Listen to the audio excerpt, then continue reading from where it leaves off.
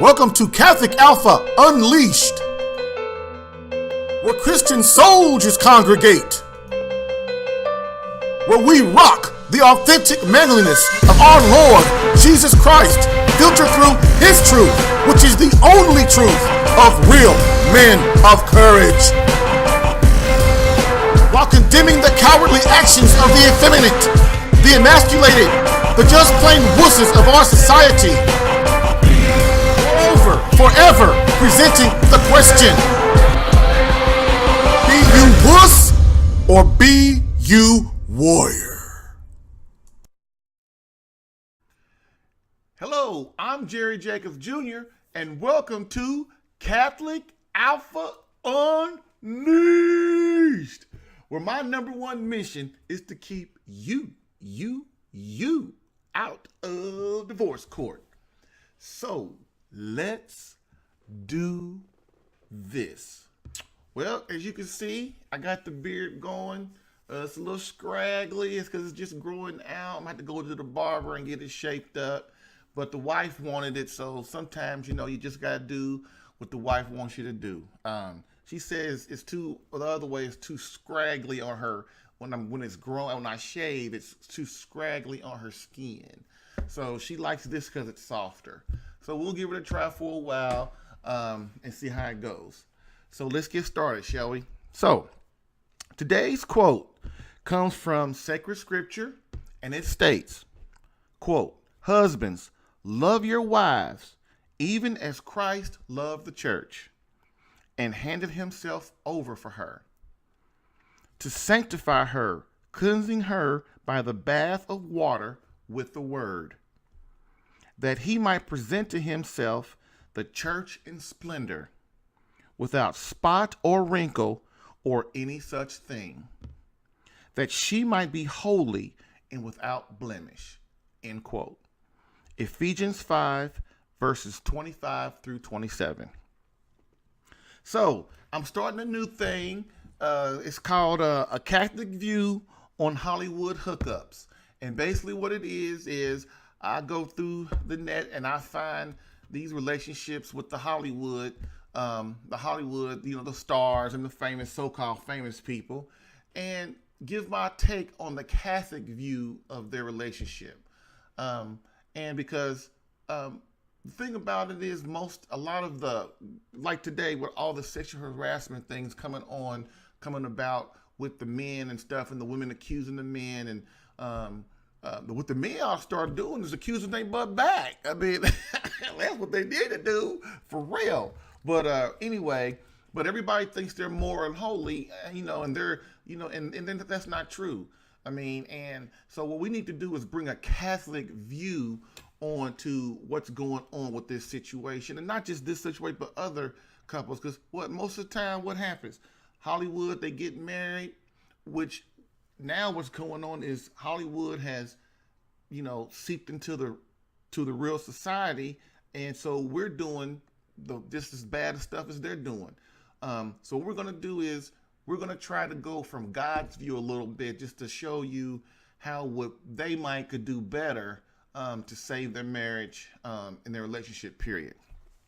So the title of the first Catholic view on the Hollywood hookups.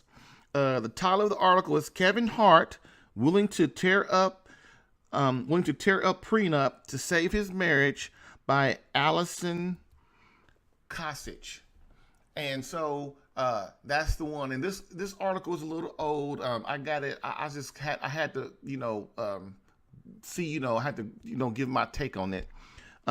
So this is what the first paragraph says of the article. Comedian Kevin Hart is desperately trying to get out of the doghouse after an extortion plot involving a video allegedly showing the 38-year-old cheating on his wife was revealed to the public. Although the ride-along star apologized to his pregnant spouse, she's pregnant, okay, Aniko Parrish, for the bad error in judgment, he's willing to try anything to avoid a split.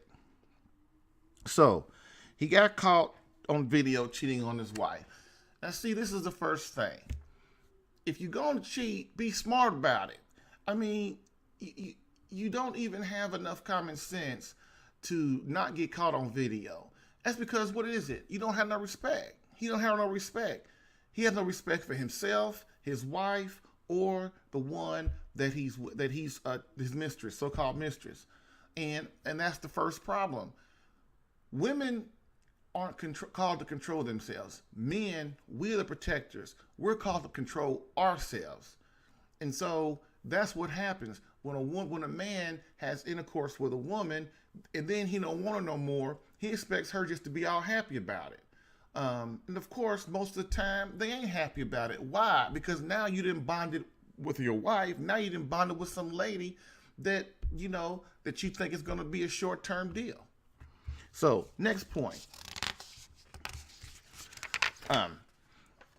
So then, not only did you get caught on video messing around on your beloved, now the person that you're messing around with, the mistress, she gets mad because you don't want to. You probably promised. He probably promised her that he's gonna leave his wife, and he just loves her more than he loves his wife.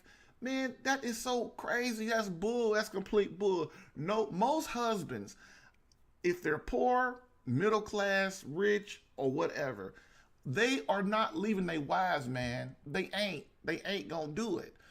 They gonna tell the woman that. Why? Because he's trying to get in their pants. Like I said, he has no control. He has no respect. And really, he doesn't even know his mission as what a man truly is supposed to be. Because if he did, he wouldn't be doing that. He's got a beautiful wife at home. She's pregnant. And what does he do?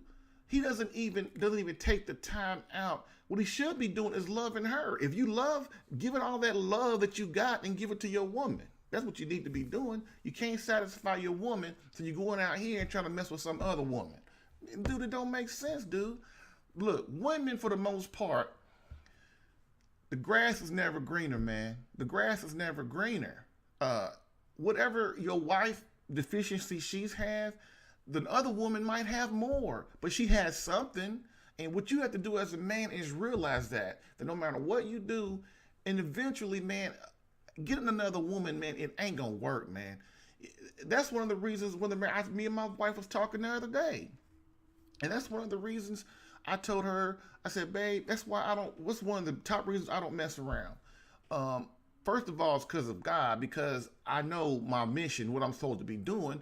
But not just that, it's that the grass, I mean, if I go over and it's never going to work. I mean, it's never going to work out. I mean, how can this work out? I got 5 kids.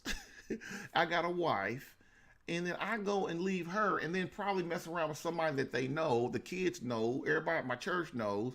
I mean, that's why I don't mess around. That's one of the top reasons, because it's a no-win situation. It's a no-win situation for me. It's a no-win situation for my wife, my family, and the woman that I'm with, that I'm messing around with. It's just a no-win situation all around. And this is what a person like Kevin Hart will understand. Yeah, you a comedian, you funny, you got talent, but just because a person makes a lot of money or they're talented doesn't mean they understand relationships. Next, he said it was a bad error in judgment. No, really? Really, it was a bad error in judgment? Man, it wasn't a bad error in judgment. It wasn't a mistake. You knew the deal, man. And that's what we do as men.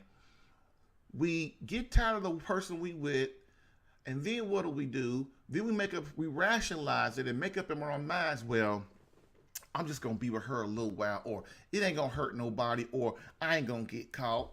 But where is the morality in that? Where is God in that?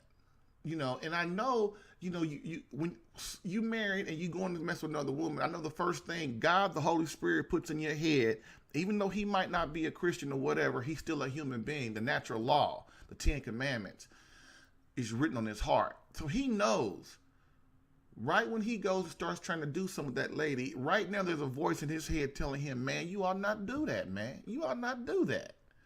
But what did he do? And what do most of us do when it comes to God and the moral law? What do? We say, we nudge it to the side. And then what happens most of the time, I would say 99% of the time, You go against the natural law, which is the Ten Commandments, which is written on your heart, every human's heart. And then what happened? Some bad worse happens, or you get caught. Like him, he got caught. Not only did he just get caught, he got on videotape. Come on, baby. Okay. So, next. He signed a prenup but said he is willing to tear it up. Okay. First of all, I don't care if you got $1 trillion and you ask a woman to sign a prenup and she does, you crazy and she's crazy. Because what does that do? When you get married, you're one flesh, man. You all in or you ain't all in. You know, that's why you don't sleep with a woman before you marry her. That's why you don't sleep with a man before you marry him. Why? Because the oxytocin, man, the chemicals, the way God created things, man, it gets all cloudy and emotional and fuzzy, man. You can't make rational, logical decisions. See, when you don't sleep together, that's why in the Catholic faith, we call it courting. Dating is for people that just want to have sex. And that ain't serious. They don't want to create nothing. They don't want to do nothing with their life. That's what dating is for. And I don't care who any of you are, that's the truth. When you want to date somebody, what you're trying to do is you want to screw them. That's what you want to do. And then you screw them, then you leave them. That's what people do. When you court, right, what you're trying to do is you're saying you court people, and or if you want to say date, we'll crib them a little bit, but basically what you're doing this for is you're trying to see if that person is somebody you want to marry. Somebody who can get you to heaven.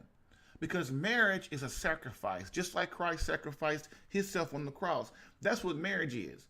And if you start sleeping with somebody before you're even married, man, you can't think logically. Especially the woman. It's 2 or 3 times worse with the women because they are built more emotional than a man is.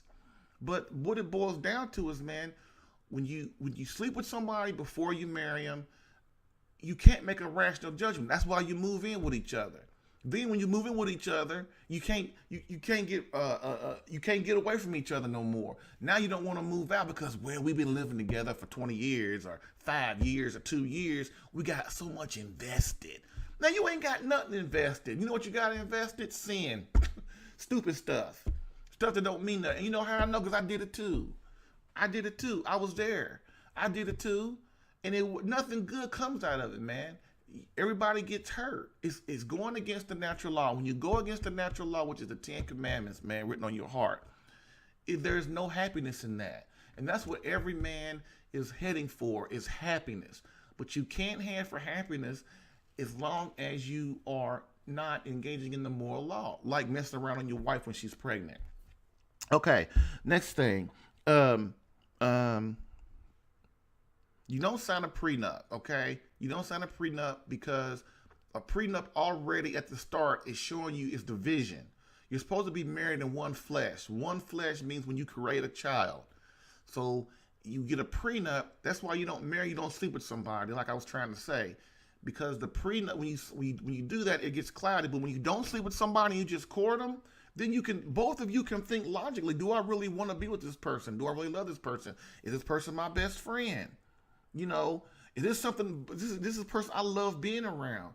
Because, man, when you marry your best friend and your friend and you enjoy being with each other without having sex, when things get tough and things get bad, you're not going to want to abandon that person or go mess around on them. Why? Because you don't want to hurt them and you love them too much.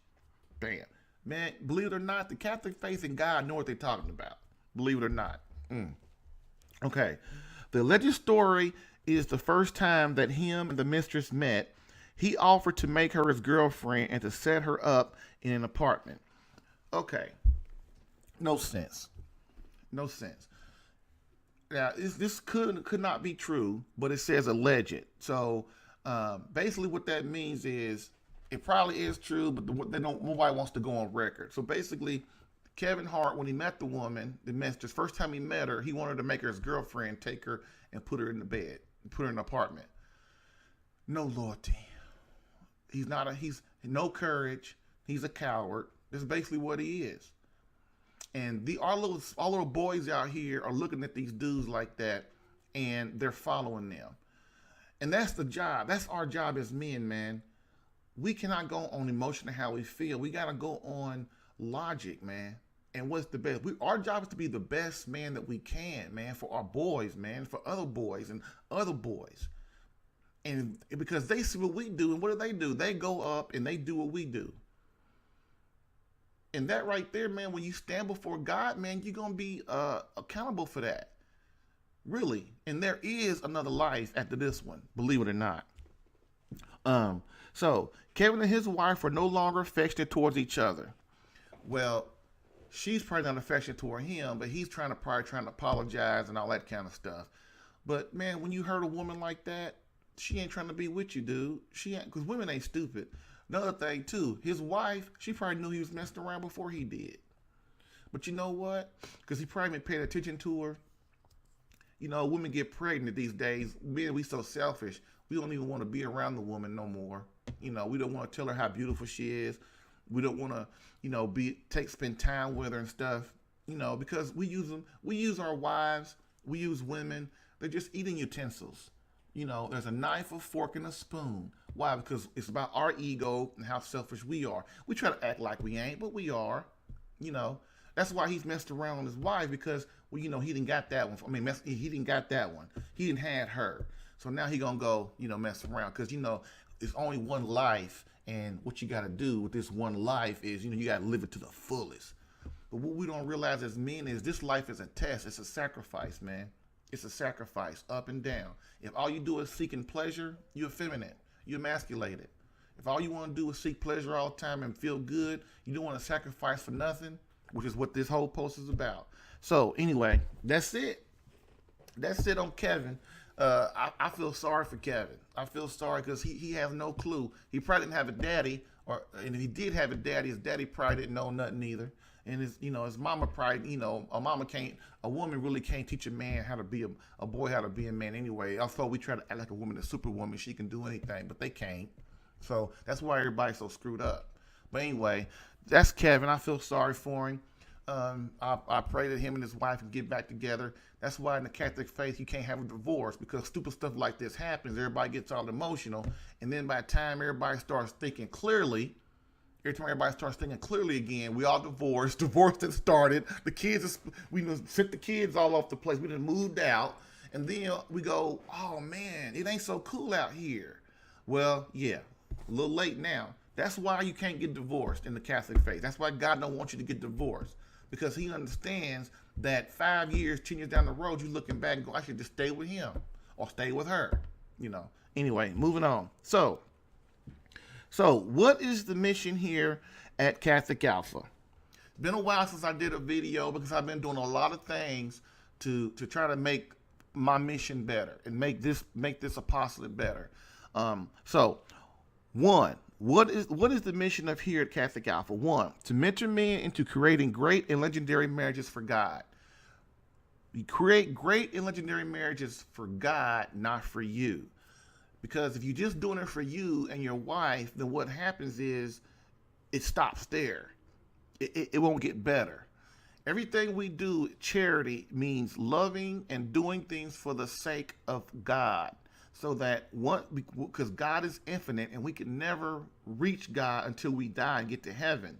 But what happens is we have to put our things together when we're here on this earth, so that we do things for the sake of God, which means to make the world better, to make our homes better, to make children saints to go to him. So, one, that's the first thing. The second thing is two, encouraging men to become a holy lover. Now, you're going to ask, what is a holy lover, Jerry? Well, a holy lover, so what is a holy lover? One, a holy lover is this. One, understanding how to become the husband your wife needs, not the husband she wants. You give your wife what she needs. That's going to make her happy in the end. Okay? So that's what a holy lover is. Number one, understanding how to become the husband your wife needs. Number two, a holy lover is understanding how to become the man God created you to be. Just like my boy Kevin Hart. He don't understand what his mission is. He don't understand. He thinks his mission is to make money. Well, millions of men throughout the history of the world, billions of them have made a lot of money. And guess where a lot of them are? In hell. Okay, and they weren't happy, and they're not happy. Money in the end does not make you the man, could not be your ultimate mission, because in the end it's empty. So that's it. Become the man God wants you to be, and become the man your wife needs you to be. That's a holy lover. And why? To keep your mangy butt out of divorce court. That's what Catholic Alpha is about. Keeping you out of divorce court. Keeping you out in front of the annulment tribunal. Because you think, well, I don't love her no more, and she don't love me, and she's a B, and she don't want to do this, and she don't want to do that. Well, of course, that's what all men think. But the deal of it is, man, when you fix yourself, your wife will follow you to the ends of the earth. That's the bottom line on that, and we'll discuss that in other videos. So this video will focus specifically on Holy Lover, the art of mailing is category number 14, which states there are 33 gifts of a Holy Lover. This video is about gift 14, and gift 14 is a Holy Lover must suffer, sacrifice, and give his life away a little each day for his beloved wife. Ooh, Jerry, wow, that's a deep one. I got to give my life away all the time? I got to die for her? Dude, what did Christ do? If you want a wife, you want the best wife. If you want a wife that loves you, loves your family, makes your home the best it can be, everybody that's around her, you got to sacrifice for that. It don't come by you just hanging out with the boys and working all the time and making money all the time or sitting at home not doing nothing. You have to sacrifice. And so what today we're going to do is we're going to give you the top 9 ways to be a man of sacrifice so that you can learn to sacrifice yourself and suffer and give your life away for your wife every day so that you, like I said in Ephesians 27 through 25 through 27, so that you can purify your wife before the Lord. And that's what Christ did for us. He died to purify us, to make us, to wash away all the things that were impure about us. Of course, we're human and we're broken, but now with the New Testament, we've got a new thing going on. So that's why, man, this religion thing is deep, man. And if you stop and you think you know everything, you never know everything. That's why the Catholic faith is the greatest thing on this earth, because you keep going. Once you learn something, there's nothing else to learn. You can never learn everything before you die. So your number one job is to get your wife to heaven. A lot of husbands don't know that. That's why I was telling you about the courting thing. You marry somebody that can get you to heaven, because marriage is a sacrifice. It's not this lovely, pleasurable thing that we go through forever. And if people know that marriage is a sacrifice when they get married, they'll be better to deal with it. Sure, you love your spouse, you want to be with them forever, and that's why you got to love them starting out and understand what love is. That way is, when the years are coming, people that have been married together for 50, 75 years and 25 and 30 years and stuff, if they got an exciting marriage, I'm not talking about a marriage, you've been married for 50 years and you just going along to get along. Oh, well, we just tolerate each other. I'm not talking about a marriage like that. I'm talking about a marriage where people, their marriage is exciting, it's passionate, it's holy. It's creating something for their children, for them, for God, for the community. That's the marriage I'm talking about. Them people right there, man, they got it going on. Them the ones you should be looking at. And I guarantee you, people like that, they got that kind of marriage, they are with God, dude. And God is giving them the grace and pulling them along. So that's why you marry somebody that can get you to heaven. All right. And if you don't sacrifice and suffer for your soul, who else will? If you as the man, you do not sacrifice and suffer for your wife, who out here is going to do it? If you don't protect her, who's going to do it? If you don't defend her, who's going to do it? If you don't serve her, who's going to do it? You do. That's your mission. The mission given to Adam is the same mission that God's given to you and that I'm giving to you now. So this is what today's post is all about, showing you how to man up, take responsibility for the difficult tasks God has placed before you. And you better believe this task is hard. It's hard because men are meant to give their life away. We're meant to sacrifice and suffer. And I'm telling you what, man, I just found this out too, dude. We come along together. You know, I'm just learning for this myself the last 5 or 6 years.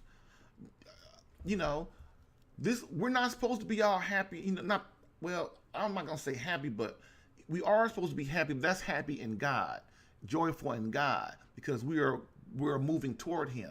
You know, but you do that because you, as a man, you do that. You give your life. You sacrifice yourself. Okay. Um. So this is what today's post is all about, showing you how to man up and take responsibility for the difficult task ahead, which is only accomplished through sacrifice. Below are 9 ways to help you embrace your job as a protector. So let's get started, fellas. Let's get started. So the title of the day's blog post is called "How to Save a Failing Marriage: 9 Tips to Become a Man of Sacrifice." The 20-minute marriage video. Now, I've created a series of 5 less than 20-minute do-it-yourself videos to assist you in this area. If your marriage if you want your marriage to be better, be more holy, if you're in a bad marriage, you want it to be good. If you're in a good marriage, you want it to be great. These 5 less than 20-minute videos, they do it yourself. I don't believe in hanging out with therapists for every week for 5 to 10 hours a week and all that stuff, man. That's a no-win situation too. That's another post for another day. But we got to learn to help ourselves, man. We got to learn to do the basic stuff. And so that's what these 5 videos are. You can take the assessment and watch the video. But basically what that does is that gets you this 5 video set and this assessment puts you into one of 3 categories to help you better assess your marriage, where you're at, where you need to be, and not just for you, but for God in His way. Because the job we're trying to do, man, is fix you so that your wife will follow you, so that your kids and family will be with you, and so that you're in union with each other, and then you become in union with God, and we push toward heaven. That's what it's about, baby. That's what it's about. Okay. So click the link below. In the video, click the link below this video, click on it, and it'll take you right to the assessment. You can decide if you want to opt in and do it, but I highly suggest you do. I really do. Stop waiting around, man. I don't care if you think your marriage is good. First of all, if you think you got a good marriage, that's your first problem. Like I always say, that's your first problem. If you think you got a good marriage, that's your first problem. Your marriage can always be better, dude. Always. So next, so click on the link below. And my guess is many dudes watching this, you don't have the courage to take this assessment in low. Because why? Because we don't like, especially men. Women are like that too, but men, we don't like looking in the mirror at ourselves and trying to fix ourselves. We think it's everybody else. We think we got it together. That's pride talking. But man, you got to realize, man, fix you first. Like I said, have the courage to fix yourself and to analyze yourself. And that's what the assessment does. It's like 14 questions, and then it takes you into, get you in the category, and then to get you to something that will help you get that problem area in your marriage, get it working right. Okay. And the great thing about the truth is, if you want to grow in holiness or build a legendary marriage, you must look at yourself first. And the 20-minute marriage makeover video series will help save your marriage and raise it to a higher level. So click on the link below for free access. Do it. So the first of the top 9, okay? There are 9 of them. There are 9 things, 9 areas that can make you a man of sacrifice, that will improve your marriage, improve your prayer life right away, that will make you a man of sacrifice. And you have to start doing this, man. Listen, great things don't come without sacrifice. Job, sport, athletes, making money, getting food on the table, having a nice car, or even just having a car. It doesn't matter if it's nice or not. Having a great family, having a marriage and kids, all that stuff, going to school, all this stuff takes sacrifice. And that's why you get more graces when you offer these sacrifices up for God. But our job right now we're talking about is our marriage. Your marriage is your number 1 relationship. If you screw that up, ain't nothing else in your life going to be right. Nothing. Okay? So sacrifice number 1, Prayer. Prayer. Of course. Prayer, listen, prayer is sacrifice, right? It's hard. Hey, man, I know it's hard because I do it every day. Prayer is hard. And that's what sacrifice is. Prayer is hard, difficult, and a real challenge to make a habit. This is why the real meaning of love, according to the Catholic Church, God's church, Jesus' church, is willing the good of another. See, when you're praying and you offering that, when you're praying for your wife and your marriage and you offering that up to God, God is giving you graces, which is the power to endure, the power to love your wife harder, the grace to love your wife better, the grace to deal with all the things that come. Because if God pulled his grace away from your marriage or from this world, man, we be attacking each other right off the bat. We just don't realize the grace that this world has and your marriage has. Okay? So willing the good of another. If you love your wife, you will pray for her every day. You will pray for your marriage every day. Okay? Pray a rosary for your marriage, dude. That right there, if you're having problems, that's what you need to do.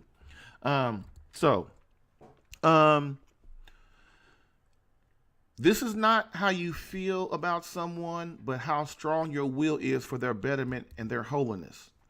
Because feelings will abandon you. That's why love is willing the good of another, dude. It's not about how you feel. Love is an act of the will. It's how you feel. It's how much you want, how strong your will is, that you want you and your wife's marriage to work. And what you have to do is tell yourself, this is going to work. You know how it's going to work? Because I'm going to sacrifice whatever it takes to do what I got to do. I'm going to invoke the Holy Spirit to give me the graces to help me get my marriage right. And then once you start doing your thing, man, your wife will follow you. She will love you. She will come to you. You have no idea the love and the appreciation and the respect and the loyalty and the humility and all these things that come with a great wife. You just don't realize it, man. That's why your wife is your helpmate, dude. She's your partner. She's your battle partner. Okay? Cool. So next, sacrifice number 2, confession. The sacrament of confession. Okay? Confession hurts. Going and telling somebody the truth about yourself and what you did hurts. But you know what? That's how God wants you to do it. You Protestants out there, you think you can just go to God and say, God, I did this and I'm sorry. Yeah, you can do that, but that's not how God wants you to do it. That's why the Catholic Church is the first church, okay? God told us he gave the priest, he gave the apostles, he gave them the means and control of the church, okay? Whatever you bind on heaven, whatever you loose, boom, that's it right there, okay? What we have to realize, so God wants us to go to the priest to confess our sins, but the priest is not a man at the time. He's representing Christ. You're getting forgiveness from Christ, okay? That's the big bottom line, dude. God, you getting forgiveness from God. That's why confession is important. It relieves that weight off you, man, so that you can go and be holy and you can strive toward holiness yourself. This is why we can't rely on our feelings, because we never go to confession. Confession hurts. That's why as a man, you can't rely on how you feel. You got to man up, be strong, get in the confessional, man. It's a sacrament, dude. It's like marriage and baptism. It's a sacrament. You get graces for going to confession. It's powerful. You must frequent confession, or you'll feel guilty about instructing your children on how to deal with evil. I'm going to say that one more time. You must, as a man, frequent confession, or you'll feel guilty about instructing your children on how to deal with evil. If you don't go to confession and get forgiven, that guilt will strip away at you, man. So then when your silly kids do something, you go, well, I can't tell them what to do because I did it when I was a kid, or I did it when I was 20 or whatever. See, that's illogical thinking, man. You that man, that daughter and that son, you're their father. It's your job, dude, to get in that butt If you got to whoop that butt, you got to whoop that butt. If you got to sit them down and get in that and talk to them and lecture, that's what you got to do. Whatever you got to do. But you got to get to confession so that the guilt is washed away. You know you're forgiven. So that that renews you to go out and evangelize and conquer the world. You should be going to confession at least once a month. My priest, Father McCarthy, told, he said, if you go to Mass once a week, you should be going to confession once a month. If you go into Mass daily, you're a daily Mass goer, you should be going to confession once a week. Believe it or not, it's just not about mortal sins, it's about venial sins as well. Venial sins will grow into mortal sins. You got to get those sins off of you, man. That stuff weighs you down, man. That's why the fall, Adam, Eve were broken, the serpent, dude, all this stuff, man. This Catholic faith, the Christianity, man, it's a big long history, and it's a big long beautiful story, man, of love. God loved us so much, and He's taken us 4,000 or 5,000 years, man, to get us to this point. Okay, so you go to confession once a month. God instructs priests to perform this task. Jesus said, receive the Holy Spirit. If you forgive the sins of any, they are forgiven. If you retain the sins of any, they are retained. John 20:20-23. You Protestants, you Methodists, you Jehovah's Witness, you Presbyterians, you Baptists, you Southern Baptists, you can get your butt and read the Bible. You think you know the Bible, you don't know the Bible. You know how to quote some stuff. You know how to quote some stuff. But do you understand? Does your intellect help you understand actually what's going on? You can't interpret the Bible yourself. First of all, God didn't give you the authority to interpret the Bible. He gave that authority to the Catholic Church. Look it up, brother. Look it up. Okay? The Catholic Church, the priests, the bishops, the Pope, they're called the magisterium. They are given, with this right here, they are given the authority to interpret the Bible. Who you think made the Bible? Who you think put the Bible together? It was the Catholics, okay? Because we are the church. Boom, okay? It might sound arrogant. If you think it sounds arrogant, take it up with Christ, because He's the one that gave it to us. I'm sorry, dude. I'm not gonna be soft peddling that one, because that's the problem. You got to come to the Catholic faith, not because so you can be completely saved, because in the Catholic faith, man, it's the full truth of the faith, dude. It's the fullness of the faith. It's just so much in the Catholic faith, man. And you know what? You do that are priests, you do that are preachers and stuff. The ones you are preachers and leading these churches. I bet most of you, I'm just gonna be real. I bet most of you sneaking over to the Catholic faith and reading the stuff on the saints, reading stuff on the Pope, you're reading encyclicals, you're reading all this stuff, and then what you do, take it back to your church and act like you came up with it and that you interpreted it in the Bible. No, you didn't, dude. You know the deal. You take you and get your congregation like Deacon Jones did, and bring your butts onto the Catholic faith, man, and be strong. Let's make this, because we got to conquer this secular world, which is the devil. Okay, we must remember that nothing we do, prayer, good works, sacrifice, suffering, merits nothing in the eyes of God if we are in mortal sin. That's another thing. If you don't go to church on Sunday, that's a mortal sin. If you're not in the Catholic faith, it's a mortal sin. Why? Because you're not agreeing with every single thing Christ teaches. Okay? Either you with Christ or you ain't. My job here, man, just don't kill the messenger, dude. I'm just giving you the message. Now that you know you're responsible. It's important. Now, you Catholic brothers that listen to this, listen. If you're in mortal sin, okay, 10 Commandments, the natural law, look it up, okay? Get your examination of conscience and look it up. You're in mortal sin, no praying you do, no church going you do, no evangelization you do, no praying for your wife, none of that stuff don't mean nothing. Why? Because you're out of grace. You have to be in grace. That's why you need confession. That's what's wrong with I'm telling about these Protestants, Baptists and all them.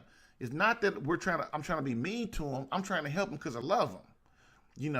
I love you. I'm trying to save your soul, man. Trying to educate you a little bit. You can't be immortal. When you're out of the grace of God, all the praying and stuff you're doing, it don't really mean nothing. The only time you get a grace from God is if He ultimately thinks it will help you to get where He needs you to be. See, that's the difference. When you're in the Catholic faith, your prayers are stronger. They mean more, especially when you're the head of a family, like being the man and head of the family. Okay? So that is confession. Sacrifice number 3, the rosary. I'm going to move a little faster. Okay? The rosary. If you having marriage problems, pray the rosary. If you having marriage problems, pray the rosary. If you having marriage problems, pray the rosary. If you having marriage problems, pray the rosary. If you having marriage problems, pray the rosary. The Blessed Mother will intercede for you with her son Christ. And guess what Christ will do? Christ cannot turn down his mother. Marriage is a sacrament, and God wants your marriage to work. But you, as the man, have to sacrifice for that marriage. Pray the rosary. Bam. Your number one battle weapon in defeating evil and bad in your marriage is to what? Pray the rosary. Many men are ignorant to spiritual warfare.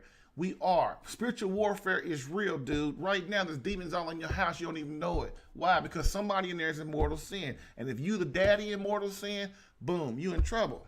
Spiritual warfare is a deal, dude. This life is not, listen, read the scriptures. It's about the seen and the unseen. Okay? Boom. Okay?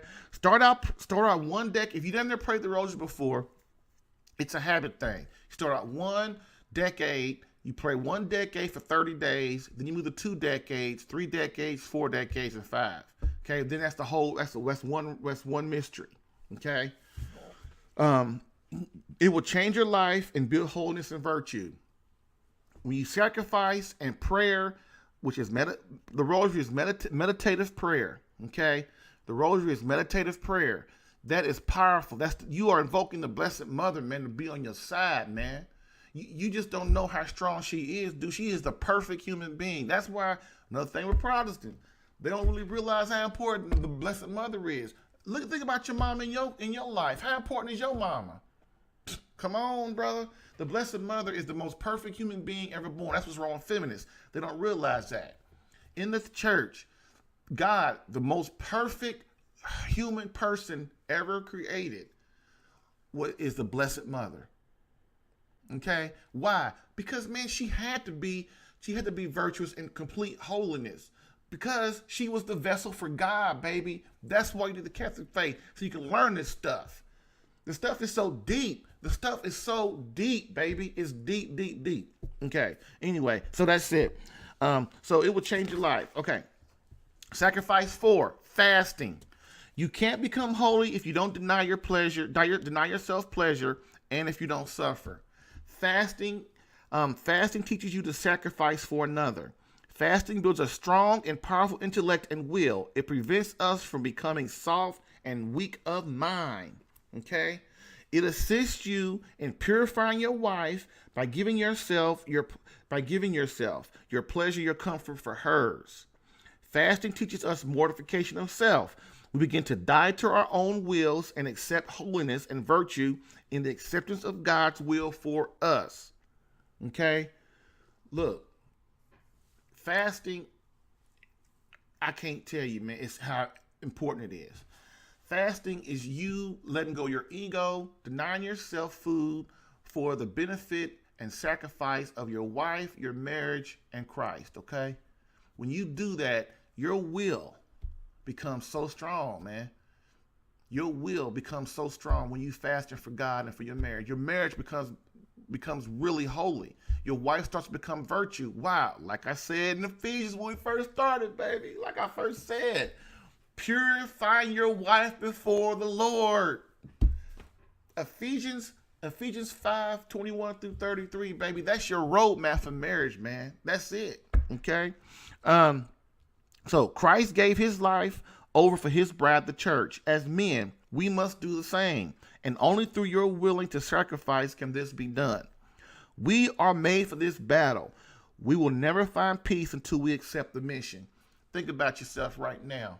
Are you doing these things I'm talking about? Are you giving yourself away for your wife, for your marriage? Are you giving it away? Man, until you give your life away and sacrifice for something other than yourself, you as a man will never, ever have peace.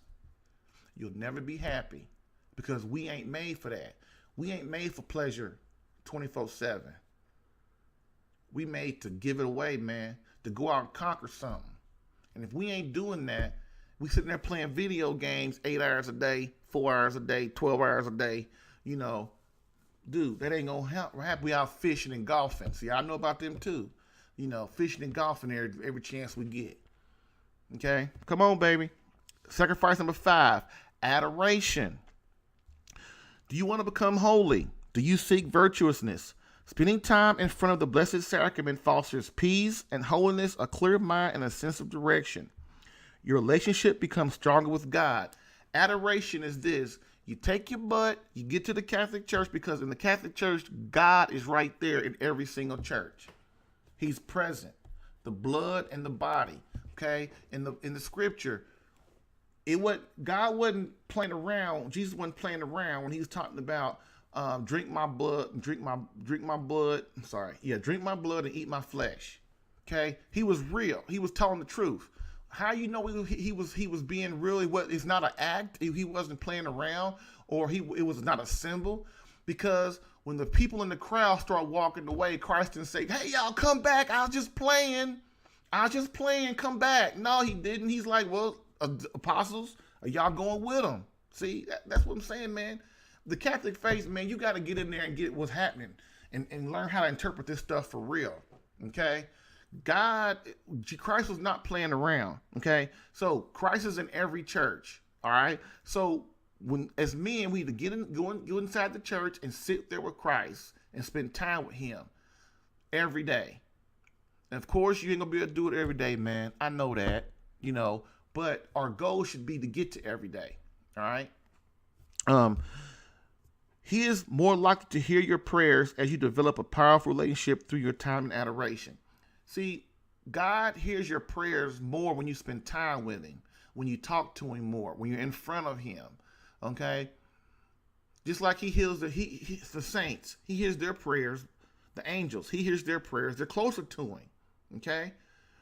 You have to try to become holy, man, so God hears your prayers. Why? Because you're the man. You're the one that is charged with protecting everybody, protecting your family and your wife and your marriage. You got to be close to God so that he hears your prayers, so that he gives your family and your marriage graces, man. Come on, dude. Come on. Okay? We need this time with Christ, especially if we suffer from anxiety, frustration, anger, and emptiness of soul. You need to get in front of the Blessed Sacrament as often as you can. You know, start with 15 minutes. Man, don't even start with 15 minutes, man. Just start out with just driving over there to the church, walking in there, saying, "Our Father, I love you, God," and walk out, okay? That's like 30 seconds whenever you pass the church, okay? And then then go to 5 minutes, then 15, you know, and then you try to get to half hour, 45 minutes, an hour. You know, usually a working man, you know, is trying to take care of family. The most you can get is an hour a day at the most. Okay, because your state in life is different than, say, a single person that ain't doing nothing, think they doing something, ain't really doing nothing, ain't got no family or nothing, you know, or living with some girl or something, you know. But you as a man that's got a job, you got a wife, you got a marriage, you got 4 or 5 kids, 3 or 4, 5, 10 kids and stuff, you know, the most you're going to be able to do, this didn't realistically, is an hour a day. Okay. So being in front of the Blessed Sacrament will help anxiety, frustration, your anger, and emptiness of soul. Stop going to these crazy psychiatrists, man. They don't know nothing. Okay? Get your butt in front of God. Talk to him. Let the graces from God do what needs to be done. I know a lot of priests these days, first thing you want to do in the confessional or talking to you is, well, go see a psychiatrist, go see a counselor. Man, listen, we got to learn to solve our own problems sometime. We always run to somebody else to solve our problems, man. Be a man, man up. Man, you lean on God, dude. Get your blood in front of the Blessed Sacrament. Spend time with him in prayer. I just told you, if you feeling any of these things right here, anxiety, frustration, anger, and emptiness of soul, man, God, adoration will help you with that stuff. I'm giving you the basics, man. These are the basics. Then when stuff, you know, you get schizophrenia or something, then go see a psychiatrist so he can give you some medicine. Okay? Then you know, but man, until then, man, you gotta take responsibility for what's going. Like I told my daughter the other day, you know, she's sick and stuff. You know, me and her had a conversation and stuff, and I'm telling her, girl, look, you doctors are taught to lie to you. They're not gonna come and tell you the straight up truth. They're gonna tell you. They like priests and stuff. All these bishops are these days. Nobody comes and tells you the straight out truth. Everybody, you ask them a straight yes or no question. Oh well, you know, you gotta, you know, nobody can give you a straight answer to nothing. So that's why I told my daughter. I said, look, listen to that doctor. Whatever he says, do. But look, you gotta take responsibility for your own health, and that's the bottom line. We as men got to take responsibility for our stuff and stop being weak and soft and get our butts out there and get our butts out there and do what needs to be done and fix ourselves first. Then and fix ourselves first, lean on God, you know, and let give God a chance. And then, you know, do this, you know, worldly stuff. Go see a psychiatrist so he can pump you up full of drugs and make you like a make you all dormant stuff. Anyway, we need quit from we must rest in God. We gotta rest in God. That's the bottom line on that. So again, I've created a series of 5 do-it-yourself videos to help you in this area. It's called the 20-minute marriage makeover. It's 5 less than 20-minute do-it-yourself videos to help you with everything I'm talking about, man. It puts you in the category of one of 3 categories that is the main problem in your marriage presently, that is helping you from building a great marriage, a legendary marriage, one that God would be proud of. Well, first you got to take action. Below this video, take the assessment or watch the video, okay? To get more information, take the assessment to get yourself in the category to see what the number 1 problem category is hurting your marriage, okay? Your marriage will not prosper without your willingness to sacrifice for it. Be you wuss or be you warrior, baby. Catholic Alpha. Be you wuss or be you warrior. Are you going to be a wuss your whole life? Not sacrifice or give out nothing just for yourself? Man, no, you're not. You are not. I'm telling you. You're going to go out there. You're going to conquer the world. You're going to be for God. You're going to be a Christian soldier. That's what you're going to do, because you're going to watch them videos. You're going to get with it. All right? So click on the link below the video. Boom. Go. All right. Next. Sacrifice number 6, daily mass, which is a real hard one because we all gotta go to work, you know. But the great thing about the Catholic faith is, dude, you can go to any church, any Catholic faith, either parishes, and somebody's got a mass during the week. In the morning at 7 o'clock, 7:30, 8 o'clock, in the evening at 4, at 5, 5:30, 6 o'clock. You can go. And I know it's hard, dude. I know. I go to daily mass, and it's hard. It's hard, dude. Why? Because I got all this other stuff I got to do. But what I tell myself is, especially at the beginning of the year, because look, I'm like you. I slack off, you know, but I don't slack long. See, that's the deal. You slack a little bit, then you get your butt back on the wagon. You get back on the wagon. Just like with your marriage, you know. You got to be able to analyze yourself. Am I slacking too much? If you're slacking, get on the board, man. Get things right. So with daily mass, the thing about daily mass is, it's a sacrament as well. I mean, because the Eucharist is there, and you go to mass and you take the Eucharist every day. It starts to sanctify you and purify you. All right. You offer that mass up to your wife and to your marriage, or for your children. Yeah, your job never ends, man. That's why this is called Give 14, Suffer and Sacrifice, and Giving Yourself Away a Little Each Day. Because when you're doing this stuff, that's what you're doing. You are giving yourself, your time, your soul, your body, your mind, your intellect. You're giving it away and sacrificing a little each day for your marriage, for your wife. The Eucharist purifies you when taken in grace and not in mortal sin. I already covered that. You can't be taking the Eucharist when you're in mortal sin. That's another sin on top of another mortal sin on top of that. Get your butt to confession. Offering daily mass for your wife is powerful and will change her life. Remember, if sacrifice were easy, everybody would do it. God came down. He lowered himself to a man, which is the equivalent of an ant going to an elephant or a gorilla. Can you understand what God really did? It's even way more than that. Okay? No one likes to suffer, but what we must do as men is we have no choice. If we want a great marriage, a great family, and get our wives and family to heaven, we got to start sacrificing. That's what you got to do. Sorry. If it was easy, everybody be doing it. And guess what? Everybody ain't do it. That's why you got a divorce rate above 50%, and you got tons and tons of people going to the what is it called, the Norman Tribunal every month. Your suffering, it's important you realize your suffering has meaning. That's why when you suffer, you going to work, you don't feel like going, you got a cold, you got a flu, all that's pain and suffering. You get a disease.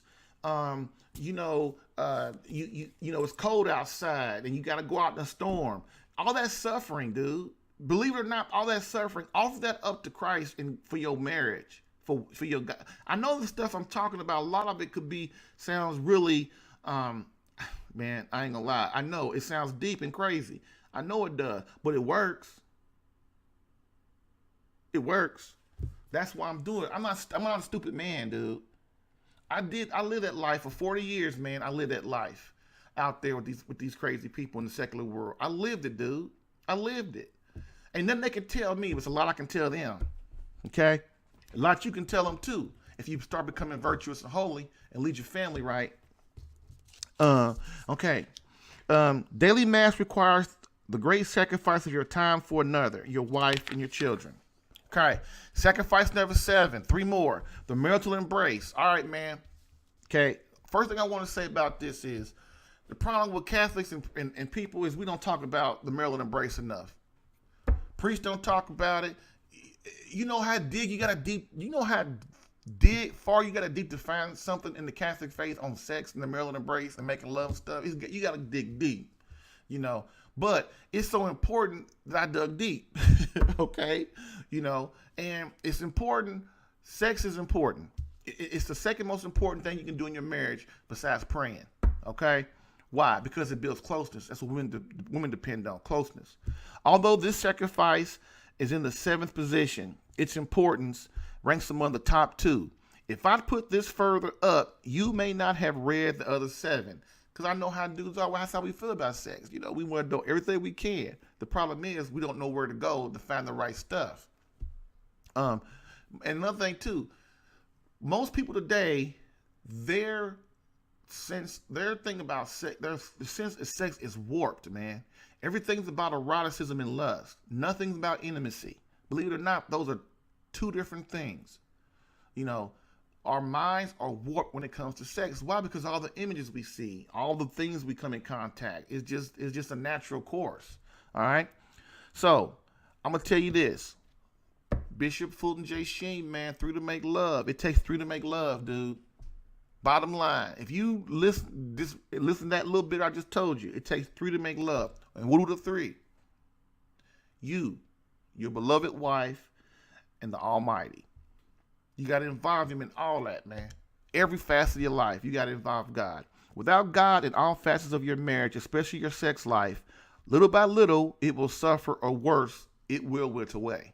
Think about all the older people you know that can't have sex no more because either they're on medicines or they're sick with a disease, or not even go that. They don't even want to be around each other. They together, but they don't even want to be near each other. You know, both of them can have sex, but they don't want to have with each other. Why? Something to ponder, ain't it? Okay.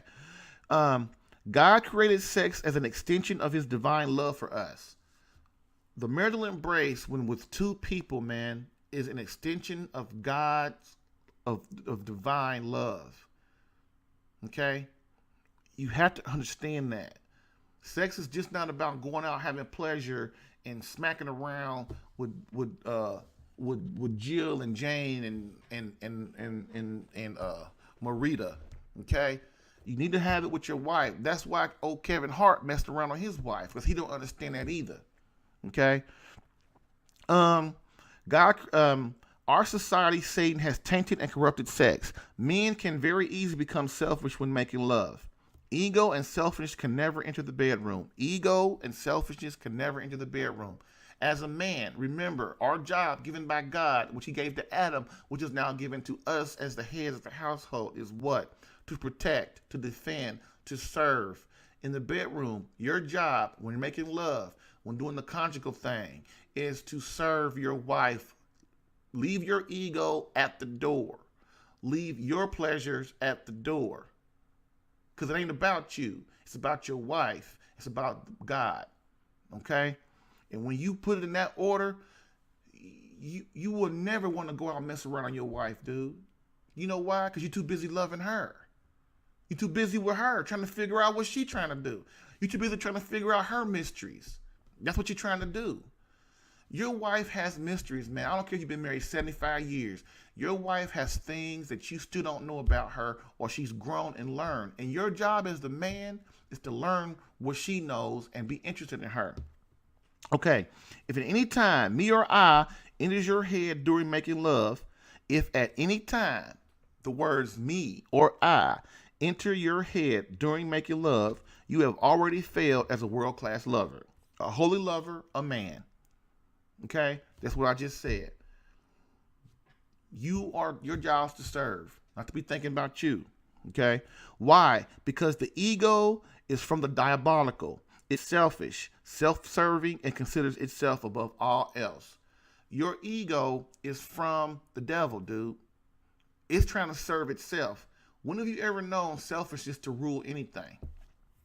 Okay, if this continues, your wife will start to feel as if she is an eating utensil, a fork, a knife, an object. Remember earlier?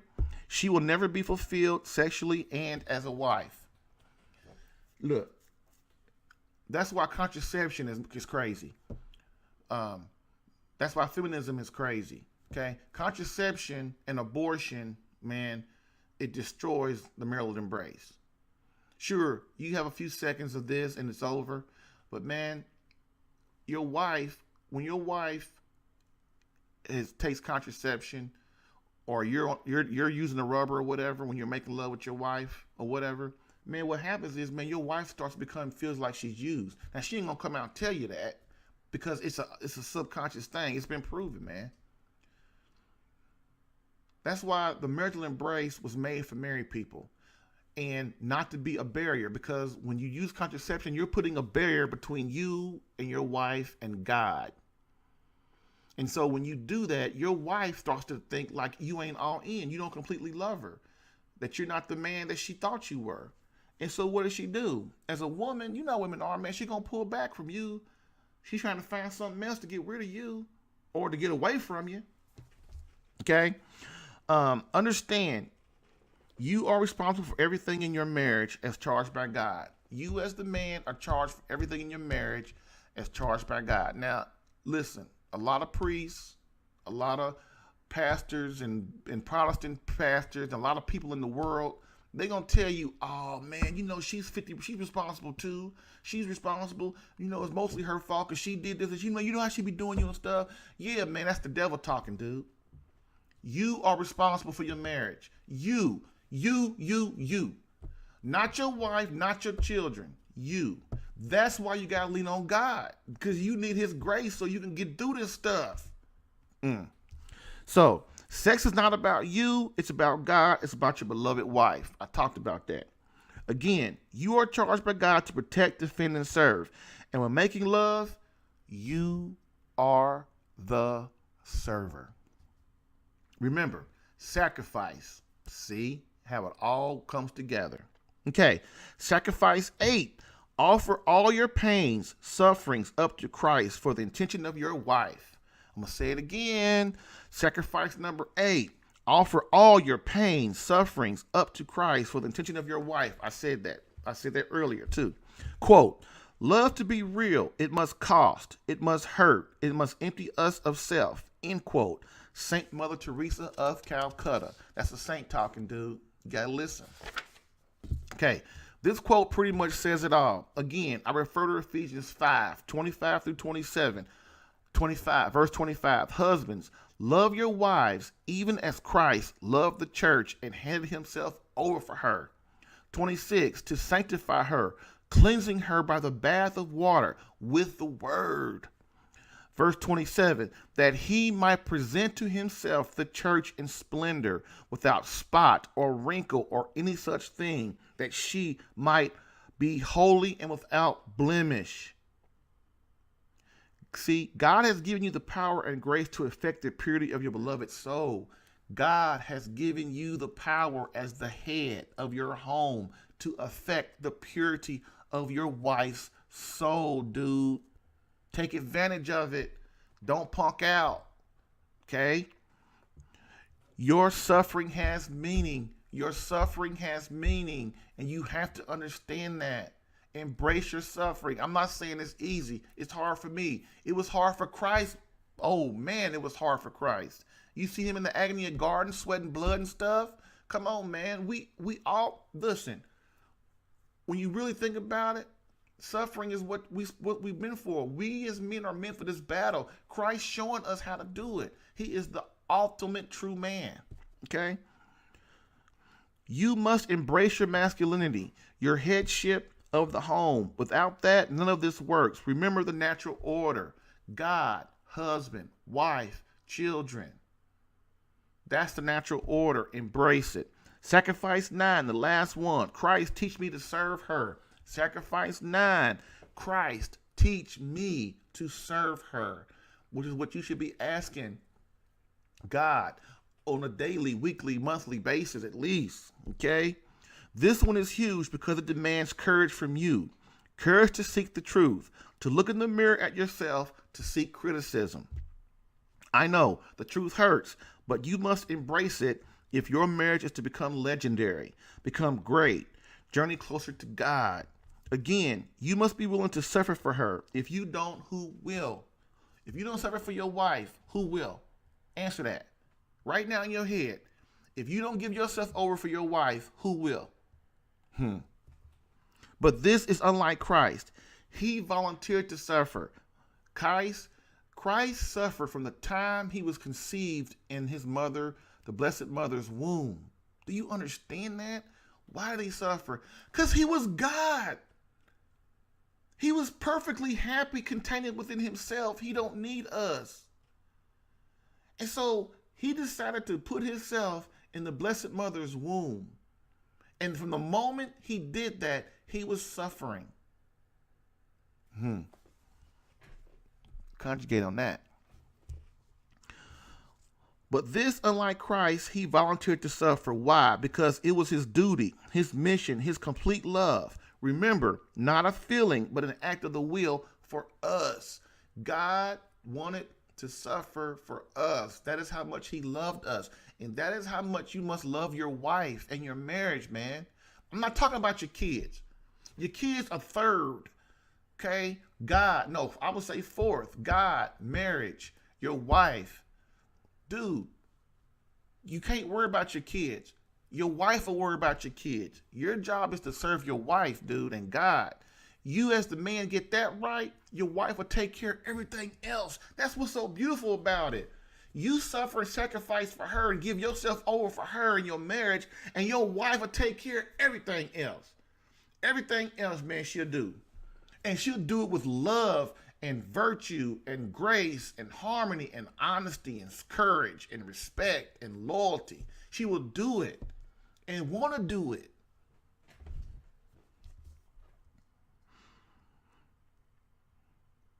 But more important, this is just what men do. Okay? This is what we do, man. I know, man. This 100 years goes fast. But man, you're going to keep on feeling empty if you don't give it, if you don't start. Okay? Start today.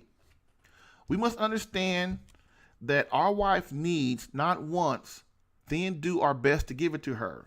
We must understand what our wife needs, not what she wants, and then do our best to give it to her. Okay? You don't let your wife run your household, although she's going to try. Why? Because she's Eve, dude. Remember Adam and Eve? What did Eve do? Eve tried to run Adam. Why? She wouldn't eat the apple. The serpent dogged her out. Why did the serpent attack Eve first? Because he knew who the weak spot was. He knew who the emotional person was. It's not bad. It's not bad. Just like masculinity is bad. Masculinity and feminism are co-equal. Okay, they are both beautiful and natural. But the devil ain't stupid. He's gonna go to the one who's more nurturing, that he can get to, that he can talk, sweet talk her. Why? Because women, my wife tells me all the time, I ain't gonna lie, she's not been saying this, she's been saying this for 20 years we've been together. Women go by what they hear. They listen to their ears. That's how you woo them. Okay? And that's what the serpent knew. All right? Come on, fellas. Think about what I'm talking about. Okay? We must give our wives what they need, not what they want. Okay? That will make her happy. That's why you got to lead the family. You got to take responsibility. You got to man up, which I know everybody's getting tired of hearing that word man up, but it's the truth. Part of our job as men is to serve, so we don't become complacent, lazy, and forget our mission. We must move to squash problems immediately. Don't procrastinate. Just like right now. You know, there's something in your marriage that ain't right. But what do we do as men? Oh, it'll get better. I'll take care of it tomorrow. You know, then you look up and your kids are leaving the faith. Or worse yet, your wife then picked up the kids. Your kids are 5, 7, 9, 10, 11, 12, whatever. They in their teens or whatever. You come home, your wife's gone. Or your wife talking about she leaving you, want a divorce. See, stupidness only goes so far. Ignorance do. You can't keep procrastinating and not taking care of business like the tax man, IRS, right? We all have had tax problems before. Most of us anyway. Tax man come and get his money every month. Or he come and get it every end of the year, whatever, okay? You not pay your tax bill and see what happened. You going to jail. Common sense.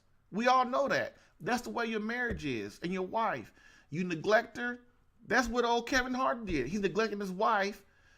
You know, he leave her at the home to bear the kids by herself. That's why women can't stand us. That's why they can't stand us.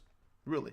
That's why feminism and the gay boys, that's why they got good arguments on us. Because we mess up. We don't do our job. You know what? That's what we got to do. We got to take up our mission, do what we're supposed to do. All right? Come on, man. If you keep putting off your marriage and not making it the best it could be and journeying towards God, becoming holy, make your marriage holy, man, it's going to come due. It's going to come due. Okay? Okay. Next. Ask these questions of your wife, of yourself, or your wife often, if not daily, to keep yourself on your toes. I'm going to give you some questions that you should be asking all the time. Don't be every year, oh, I'm going to do this. No, this should be on a frequent basis. First question, how do I sacrifice to my wife every day? Ooh. Number 2, am I lofting anything above our relationship? Are you putting anything above you and your wife's relationship except God? Okay? That's the only thing that should be above your relationship, right? Are you putting your son or your daughter above your wife? Or if your wife putting your son and daughter above you, you're going to have problems. Your marriage is on its way down right now. You can't put kids above you and your husband's relationship, you and your wife's relationship. You can't do that, man. You know why? Because God, your marriage is a sacrament ordained by God, okay? That has to survive. And then if you and your wife break up or separate, your kids are going to be miserable. They're going to hate you. Don't think that, and all these people talk about, well, we're going to separate for the kids and it's better for the kids. No, it ain't. Your kids don't care about you arguing, really. You care about you arguing. Your kids don't really care. They care about their mom and daddy together and married in the same house going to church. That's what your kids care about. But see, you rationalize, people rationalize and go, oh, well, yeah, that's what I want him. It would be better if we separate. Man, my mom and dad separated too, man. Our family still ain't right. And I say that a lot. Our family, my mom and dad separated, then they got divorced, and our family ain't been right since. And it ain't gonna be right until my daddy do his job, get back with my mama, marry her again, and bring our family back together. And you people that are trying to get annulments because you ain't gonna want to make it work, or you trying to get divorced and stuff, your kids are gonna be miserable. Miserable. And so are you. And so is your wife, man. Man up, man. Make it work, dude. Understand what you're doing. You affecting the universe. And you're not just affecting your family and your children and your wife. You're affecting everybody that knows you. You are not setting an example, man. But you know what? It don't have to. The relationship between you and your wife does not have to be hard if you do what I'm telling you to do right now. If you get off your butt, get to adoration, say the rosary, get to start fasting and sacrificing. If you do that stuff, your wife will come along with you because she gonna see you trying to be holy and virtuous, man. She gonna be with you, man. But you think you just keep talking to her and just letting her go on day by day and not being satisfied and fulfilled in nothing, just working her like a dog, and you don't sacrifice for her, and you think she just gonna be like, oh, I just love everybody. No. Your graces as a man, as the head of the household, takes care of all that if you do what I'm asking you to do and what God's asked you. This ain't me, I'm the messenger. What God and Christ asked you to do, man. Christ is your example. The bride, the church is his bride. Take the man up, take the suggestions. Okay, next question. Am I seeing to her needs? Am I seeing to my wife's needs? Are you? Did you talk to her about it? Do you know? Do you even know? I talked to man, I asked her.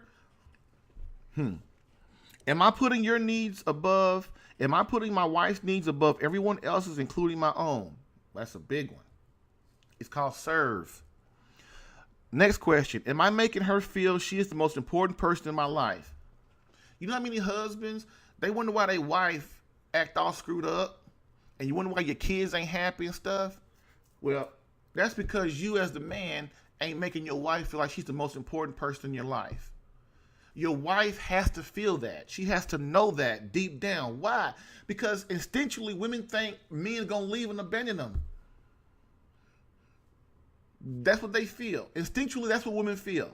That they husbands, they boyfriends, men are all going to leave and abandon them. That's why the feminists are so hard. They got a good point. Because that's what we do.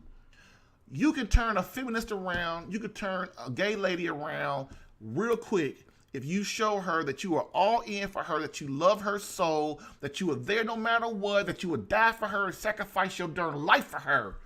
I don't care what women. I don't care if you Hillary Clinton. She will be with you.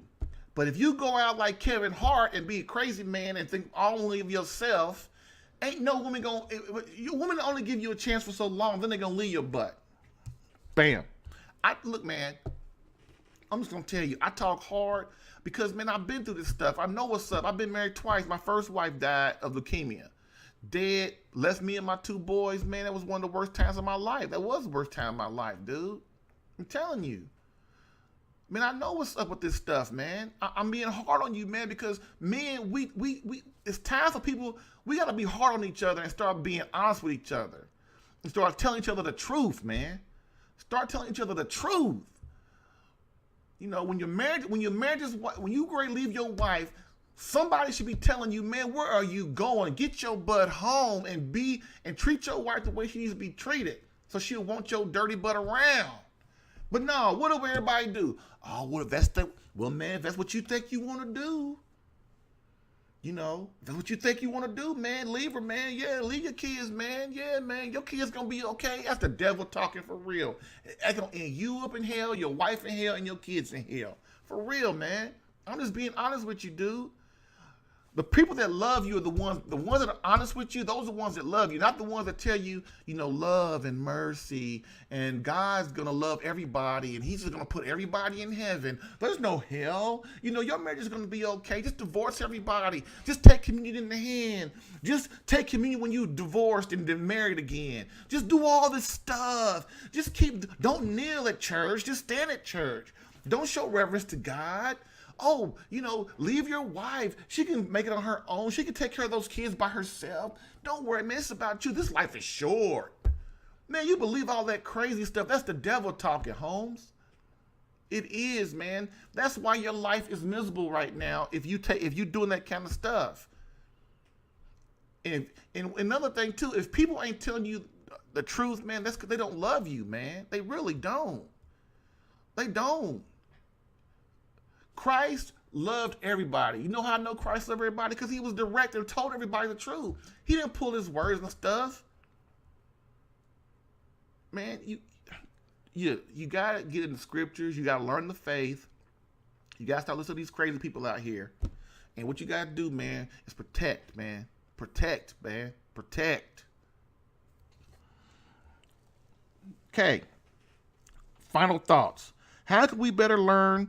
How can we better learn to better sacrifice and suffer for our marriage, for our beloved? We must begin as men to do things because of duty, not because of how it feels to us. I'm gonna say it again. We must begin as men to do things because of duty, not because of how it feels, man. When you do things because of duty and honor and sacrifice for God, man, things just seem to go a lot better than when you just do things because of how it feels, man. Because, hey, I didn't feel like doing this video today, but I got to. I didn't feel like getting out of bed today, but I got to. You know, I want to eat some cake. I want to eat some candy. I want to eat some pie and ice cream, but I can't because then I'd be 500 pounds, 3, 4, 5, 600 pounds.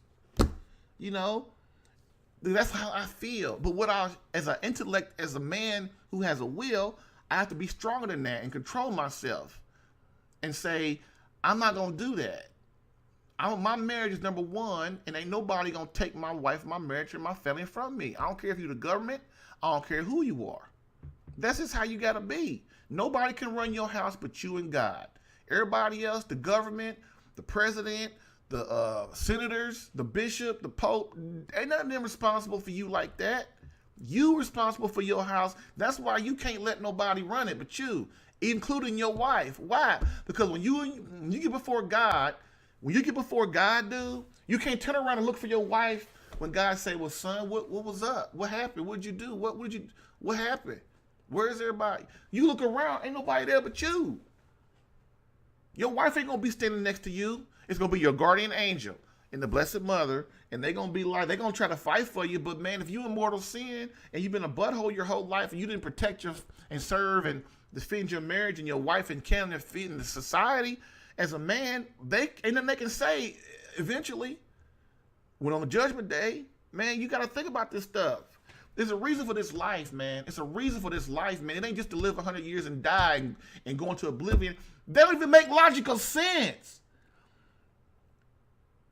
All of you men out there that are sitting there thinking about none of this stuff, then I'm just going to live and die, and you don't think about your mortality, man, you are crazy, son. I know people 60, 70, 80 years old, 90 years old that still don't think about their mortality. They still think they're going to live another 200 years or something. What is wrong with these people? What is wrong with you as a man? What is wrong with you? Just think about it for 2 seconds and you realize, man, this life has a meaning. It's for a reason. Not to just come here and make money and have sex, drink, go to parties, eat, and die. Does that even sound logical? I'm moving on from that one. Okay. Suffering for the benefit of another is courageous, heroic, moreover, what men are called to do by God. Of course, society, the evil one, will steer you towards selfishness and pleasure above all other things. This is emasculation and effeminate and ruins authentic masculinity, what Christ would have us do. So again, if you're trying to understand these things that I'm talking about, please sign up right below this video for the 20-minute marriage makeover. It's 5 less than 20-minute videos, do-it-yourself videos, to help you take your marriage to the next level, to help it prosper and to grow. Okay? Even if you have, I don't care what state of life your marriage is in, man, you got to start working on it. It always has to be first, even above your job and your children. Don't forget to take the assessment listed below. Take the assessment to help give you more direction on this important subject.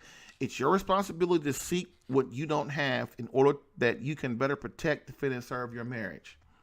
Take the assessment or watch the short video now. Again, one final time, I ask, if you aren't willing to suffer and sacrifice or give your life away for your beloved, who on this earth will? I'm going to answer that one for you. Nobody. Who will take responsibility and care for her soul in this abyss of chaos? You are your wife's relief. Why do you think women will kill their children because they lose their husband or their boyfriend? See, man, this world is so screwed up. We don't take the cue. Women will do anything for the love of their husband and a man. Like have 3,000 abortions a day. Women kill babies all the time because of men. Because, man, when we have sex with women, man, it drives them crazy, man. And I'm not trying to be funny. It's just a fact. Chemicals, man, mess things up with the women, man. They can't make logical decisions. That's why God put you in charge to control yourself. I don't care if a woman throws herself on you and climbs all on you and she's the most beautiful woman in the world, talking about have sex with me, make love to me and all that stuff. You as a man, you have to be Captain America and you got to control yourself and be the man God's calling you to be. Why? Because you will not only harm yourself, you will harm her as a woman. And then she'll be trying to, when you leave her, and you will, she'll be killing your baby and her baby. Come on, man. This life is no joke, man. But everybody makes you think that it's okay. It ain't okay, man. It ain't okay, son. It ain't okay. Start taking this stuff serious.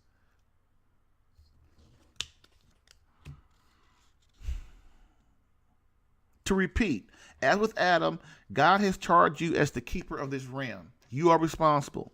The question is, how will you respond? With courage or with cowardice?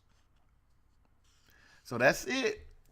That's it, fellas. I went real long today, but it's my first video back in a long time. And I just, I had a lot to say. A lot of things been on my mind. And, you know, I'm going to do better.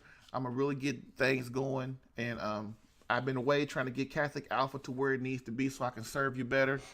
So lastly, as we end, let's remember the words of Pope Benedict XVI. Society offers you comfort, but you were not made for comfort. You were made for greatness. Now, go forth, Christian soldier. The fight is up on you. Fast. Pray.